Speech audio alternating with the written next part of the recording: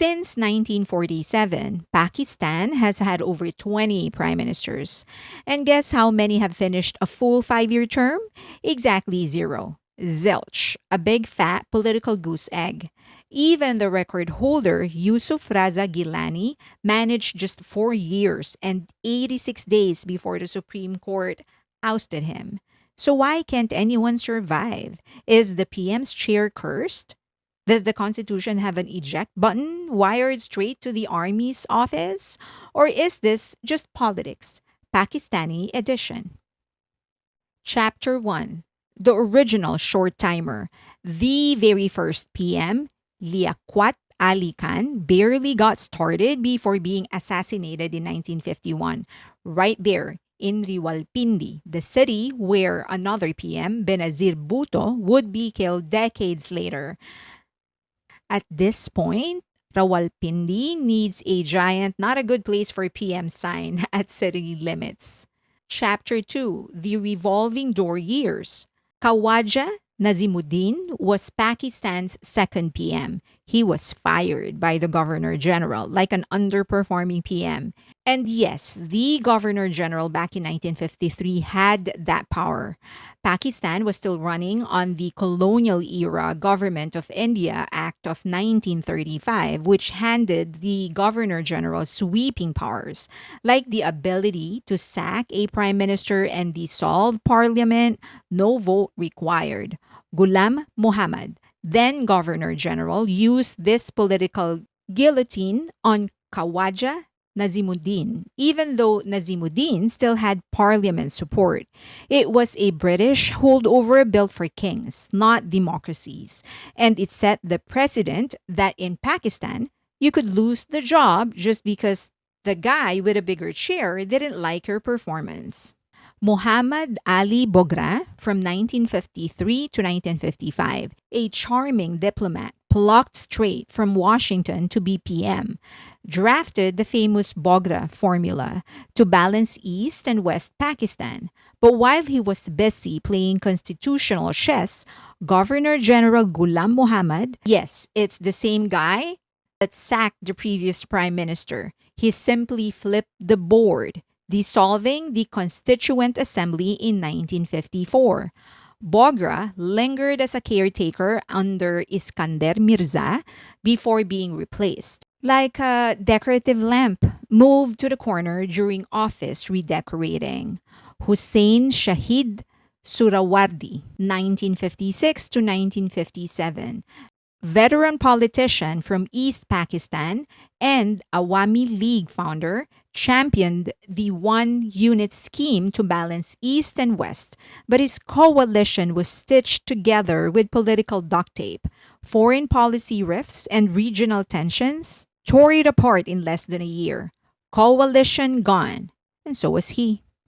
Ibrahim Ismail Chundrigar, Pakistan's shortest serving prime minister at that time, just 55 days, came in through a backroom deal with Surawardi's fall. But his coalition was so fragile, it could have been blown over by a desk fan.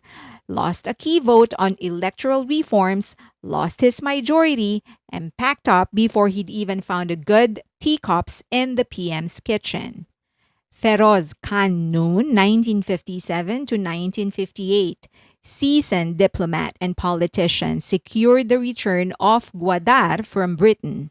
A big foreign policy win, but it didn't save him from Pakistani's first nationwide plot twist. President Iskander Mirza dissolved the constitution, declared martial law, and invited General Ayub Khan to take over.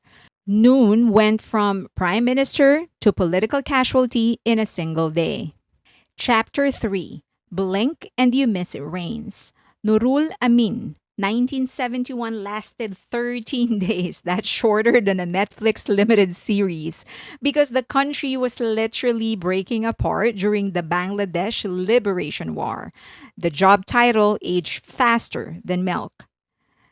Zulfikar Ali Bhutto, 1973 to 1977, wrote the 1973 Constitution, then got ousted in a 1977 coup by General Zia after disputed elections.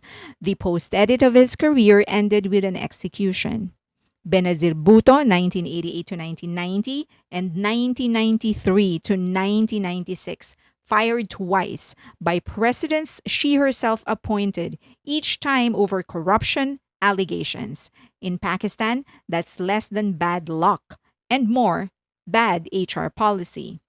Nawaz Sharif, 1990 to 1993, 1997 to 1999, 2013 to 2017, removed three times, once by presidential dismissal, once by a military coup, and once by Supreme Court disqualification over corruption. This guy simply can't read the room. His career's like a trilogy where the hero dies at the end.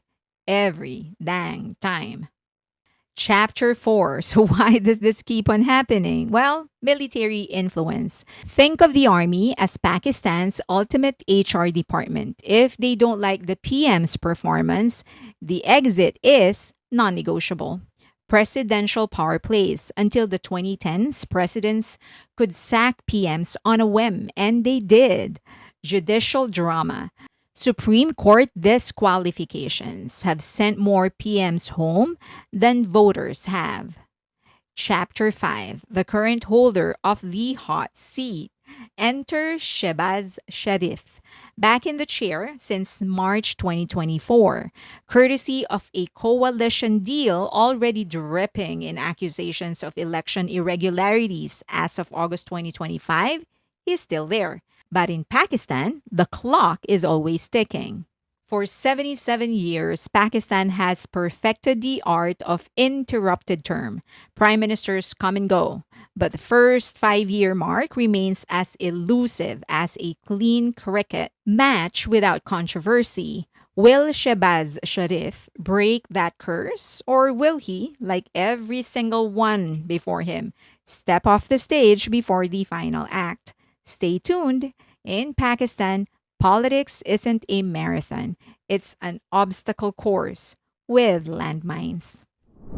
It's like Japan and Korea. Presidents or state leaders actually don't or rarely complete their term.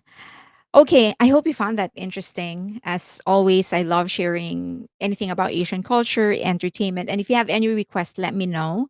I would really appreciate you liking this video, subscribing, hitting that notification button, but more importantly, sharing the video or the channel itself. Because, as you know, I do a lot of BTS videos, and BTS is actually shadow banned in YouTube for some reason. So I guess I'm shadow banned as well. Also, if you can donate to the channel, it would really help because we are expanding the channel. We're launching very, very soon the website. And then after that, we're going to like do a whole launch and stuff. And then we're going to start creating more professional content, maybe even do some documentaries. But I'm going to talk about that later. But yeah, please donate to the channel if you can. It will be always be dedicated to Asian entertainment and culture. And if you can, please also follow me on X and on IG, but more importantly on Patreon. That's where the community is. Lots of conversations going on. Hope to see you there. Thank you.